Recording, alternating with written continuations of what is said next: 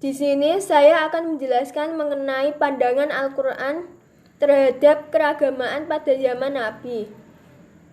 Islam mengajarkan bahwa fenomena kenabian bersifat universal. Tidak ada batasan ruang dan waktu, dan tidak ada keputusan yang berlaku terkecuali setelah diutus sebagai nabi dan petunjuk kebenaran. Maksud dari kata universal yaitu mendunia. Sebagaimana yang kita ketahui bahwa pada zaman itu Nabi melakukan dakwah secara diam-diam maupun terang-terangan dari satu tempat ke tempat yang lain tanpa adanya batasan waktu dan tidak ada keputusan yang berlaku pada saat itu. Risalah semua nabi hanya memiliki satu esensi atau hakikat yang terdapat dua unsur. Yang pertama yaitu tauhid.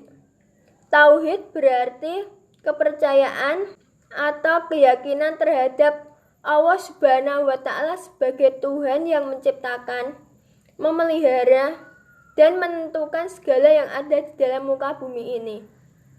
Yang kedua yaitu moralitas untuk melakukan kebaikan serta mencegah kejahatan. Nabi mempunyai akhlak atau sifat yang sempurna dengan segala kelebihan yang Allah berikan. Banyak orang atau masyarakat muslim yang kagum terhadapnya. Toleransi agama pada zaman Nabi Muhammad SAW. Minggu pertama setelah Nabi hijrah dari Mekah ke Madinah, Nabi segera mendirikan tatanan sosial antar agama pertama kali dalam sejarah manusia. Pada bulan Juli 622 Masehi, Nabi menyatukan seluruh warga kota dan sekitarnya serta memaklumkan terbentuknya dalam Islam dengan konstitusinya yaitu Piagam Madinah. Piagam Madinah. Sejak lahirnya Piagam Madinah, kontak dan hubungan antar umat Islam dengan komunitas Yahudi Nasrani dapat dikatakan menjadi intensif. Sebagaimana diketahui bahwa di Madinah terdapat beberapa klan suku Yahudi yang sebelumnya saling bermusuhan, dan setelah Nabi tiba di Madinah, beliau dapat mengkondisikan semua suku itu dalam satu wadah, yaitu negara Madinah.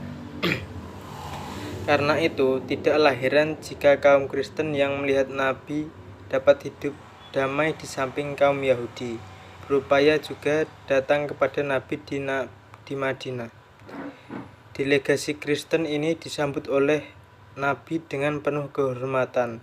Dari sini dapat kita pahami bahwa Islam secara terbuka dan jujur mengakui keberadaan agama-agama lain untuk berdampingan secara layak.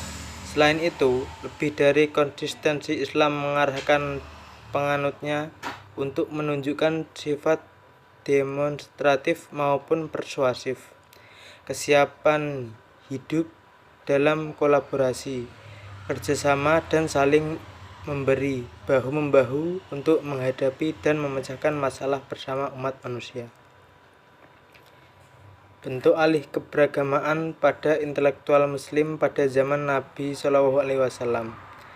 Kita bisa langsung menanyakan secara langsung, namun setelah Nabi SAW wafat, maka makna jihad ditinjau dari berbagai disiplin ilmu yang dihasilkan dari kegiatan intelektual orang beriman, diantaranya dari segi tafsirannya, tata bahasanya, historinya, dan keadaan sosiokultur pada saat itu, sehingga menghasilkan makna jihad yang sesuai dengan kondisi, yaitu jihad yang dimaknai dengan berdakwah kepada kaum Quraisy yang belum bisa menerima ajaran Islam.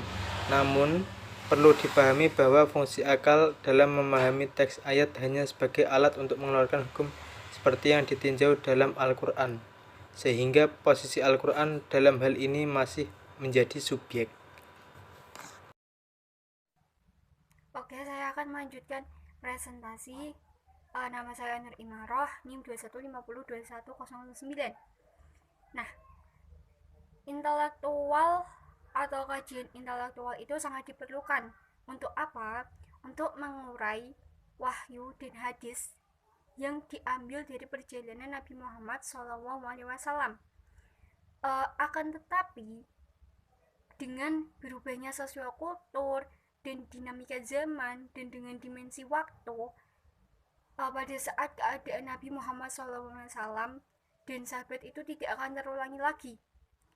Nah, disinilah ahli keberagaman itu menuntut orang beriman untuk memahami dasar Islam, yaitu wahyu dan kemampuan diri, akal, dan manusia juga membutuhkan ketenangan dan kekuatan, yang dimana ketenangan itu konsekuensi manusia saat dekat dengan sesuatu.